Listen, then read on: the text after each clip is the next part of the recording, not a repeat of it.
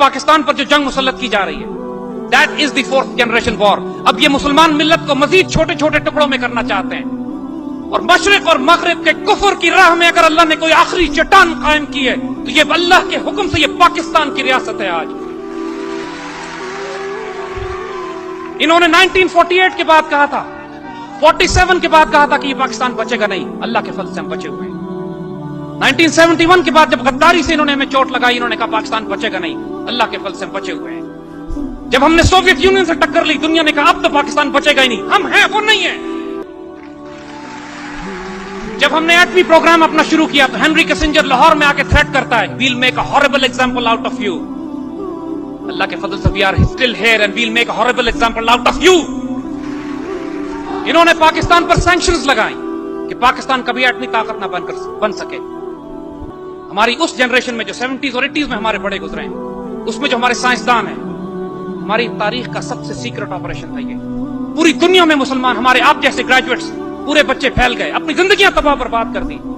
ہمارے سینکڑوں بچے ایسے ہیں, ینگ سائنٹسٹ, ہمارے ایجنٹس, ہمارے ISI ملٹری انٹیلیجنس کے ایسے افراد جو پوری دنیا میں پھیل گئے تھے اس وقت پاکستان کے لیے ایٹمی ہتھیار, ایٹمی پارٹس کے پرزے جمع کرنے کے لیے, جو پوری دنیا میں مارے گئے, اور ہم کو آج پتہ بھی نہیں ہے کہ وہ کن گلیوں میں, کن تاریک راستوں میں شہید ہوئے ہیں. لیکن ٹکڑے ٹکڑے کر کے یہ چیزیں پاکستان پہنچنا شروع ہوئی, اور کفر کے پورے زور لگانے کے باوجود الحمدللہ 80 کی دہائی میں اللہ کے حکم سے ایٹمی طاقت بن چکے تھے, لیکن ہم نے اس کا اعلان نہیں کیا تھا. اسرائیلیز نے, جو ڈیوڈ بن گوریان نے ان کو نصیحت کی تھی 1948 میں کہ پاکستان کی ریاست کو نہ چھوڑنا کبھی, جس طرح ممکن ہے اس کو تباہ کرنا, یہ اس وقت سے ہی ہندوستان کے ساتھ تعاون کر کے پاکستان کو تباہ کرنے کی سازشیں کر رہے تھے. 1967 میں جو سب سے بڑی چوٹ ہمیں لگی کہ جب انہوں نے, اسرائیلیوں نے بغیر کسی اعلان کے 3 مسلمان ملکوں کو, ایئر فورس اور آرمی کو تباہ کر کے رکھ دیا. جارڈن, سیریا, ایجپٹ, مسلمان ملکوں کی فضائیہ زمین پہ ہی تباہ ہو گئی. عید کے دن انہوں نے حملہ کیا جب مسلمان عید منا رہے تھے, اور مسلمان ملکوں کی فضائیہ تباہ ہوتی ہے. خطرہ یہ ہوتا ہے کہ تمام مسلمان ملک اب اسرائیل کے قبضے میں چلے جائیں گے. پاکستان ایئر فورس سے مدد طلب کی جاتی ہے, پاک فضائیہ کے دستے جاتے ہیں, اور اللہ کے حکم سے ہم اسرائیلیوں کو مار کے گراتے ہیں وہاں پہ. 1965 میں, اس سے پہلے اللہ کے فضل سے ہم انڈین ایئر فورس کا غرور خاک میں ملا چکے ہوتے ہیں. ایم عالم صاحب 30 سیکنڈ میں 5 انڈین جہاز شروع میں ہی مار کے گراتے ہیں, اس کے بعد انڈینز کو جرأت نہیں ہوتی کہ پاکستان میں داخل ہوں. اللہ کے فضل سے 1967 میں بھی ڈسٹروائے دی اسرائیلی ایئر فورس. ہم کا خطرہ جو مسلمان ملت کو ہوتا ہے وہ ٹل جاتا ہے.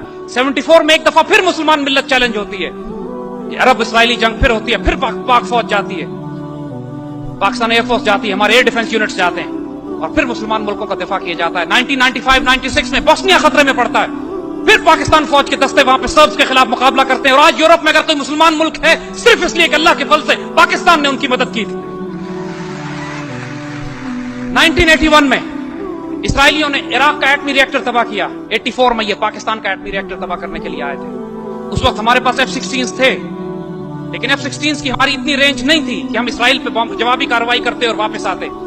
پاکستان نے تھریٹ کیا دہلی کو اور اسرائیل کو, دونوں کو, ہمیں نہیں پتا جہاز کس طرف سے آئیں گے, ہمیں نہیں پتا جہاز کی وارننگ, اس کے اوپر مارکنگ کس کی ہوگی.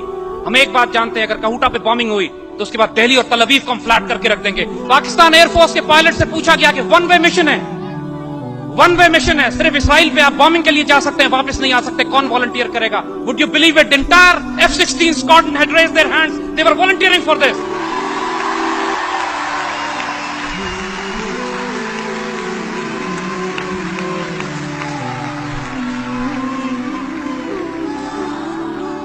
1998 میں اللہ کے فضل سے ہم نے نیوکلیئر ایکسپلوژن کیا, اور اللہ کے فضل سے انڈونیشیا سے لے کر موراکو تک مسلمانوں نے اس طرح چراغاں کیا جیسے پوری امت مسلمہ میں عید کا دن اس دن تھا, 28 مئی 1998.